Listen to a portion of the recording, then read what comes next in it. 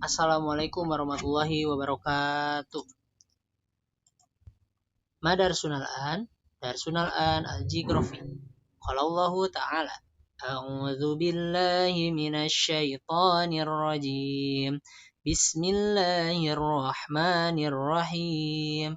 Huwallazi ja'ala lakumul arda zalulan famshu fi manakibiha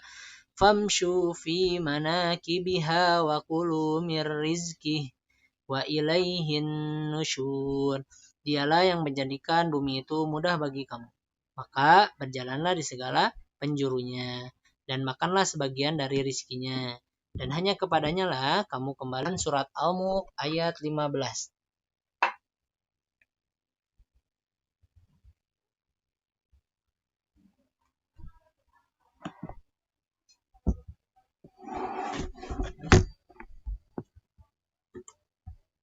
Alhamdulillah, hari ini kita bertemu lagi di pelajaran geografi 5 ya. Dan hari ini kita akan mempelajari tentang memahami suhu dataran rendah dan dataran tinggi ya. Yang pertama, dataran tinggi. Suhu di dataran tinggi sangat dingin. Pada dataran tinggi, suhu rata-rata berkisar 15-20 derajat Celcius di siang hari. Dan di malam hari hanya 10 derajat Celcius. Bahkan pada pagi hari dapat sedikit ekstrim. Dengan suhu bisa mencapai 0 derajat Celcius yang memunculkan embun beku ya. Jadi di dataran tinggi ini bisa dingin kulkas ya. Ininya tuh apa? Si suhunya tuh ya. Saking dinginnya itu bisa dinginnya tuh kayak kulkas kalau di dataran tinggi itu ya.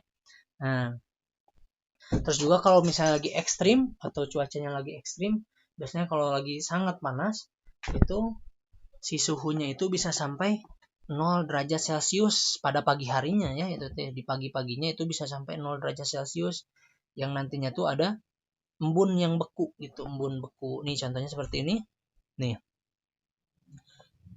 Nih, yang ini ada nih yang foto ini.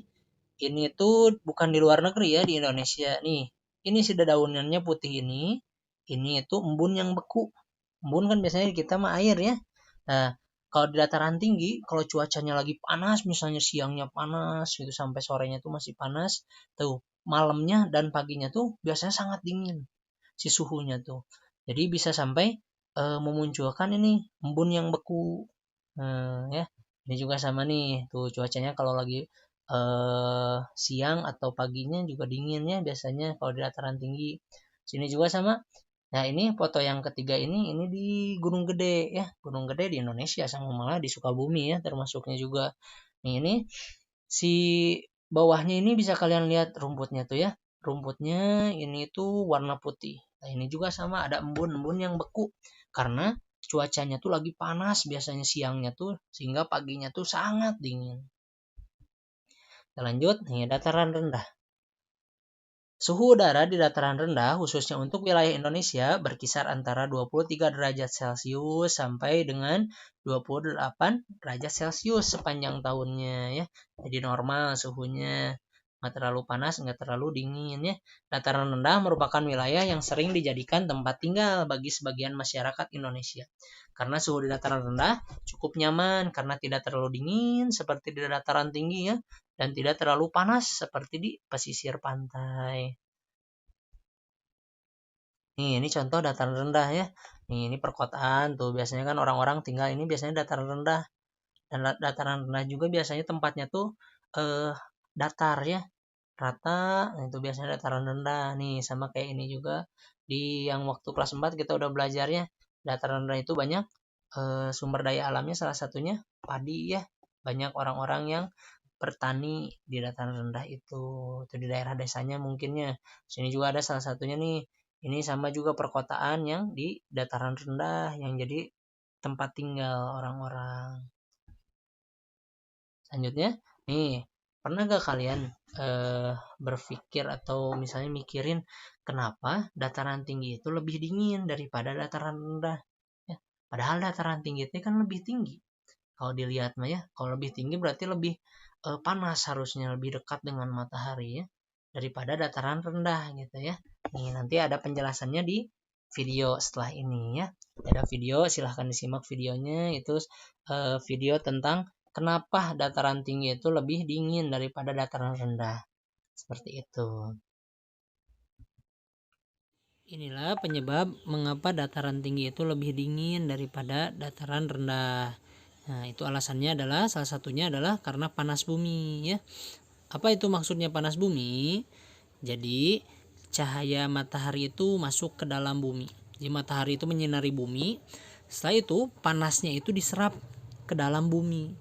Ya, diserap oleh bumi itu ke dalam.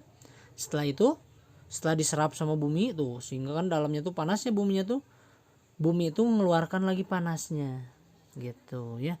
Jadi matahari menyinari, memberikan panas kepada bumi, terus bumi juga mengeluarkan dari dalam panasnya yang diberikan oleh matahari. Jadi semakin dekat dengan permukaan bumi, maka semakin besar pula panas yang diterimanya ya. Oleh karena itu sudah jelas ya bahwa di daerah pegunungan itu, daerah dataran tinggi itu, panas yang diterimanya jauh lebih kecil. Kenapa? Karena tempatnya itu lebih tinggi dari permukaan bumi ya. Selain itu juga di pegunungan juga itu banyak pepohonannya. Biasanya di dataran tinggi itu banyak pepohonannya.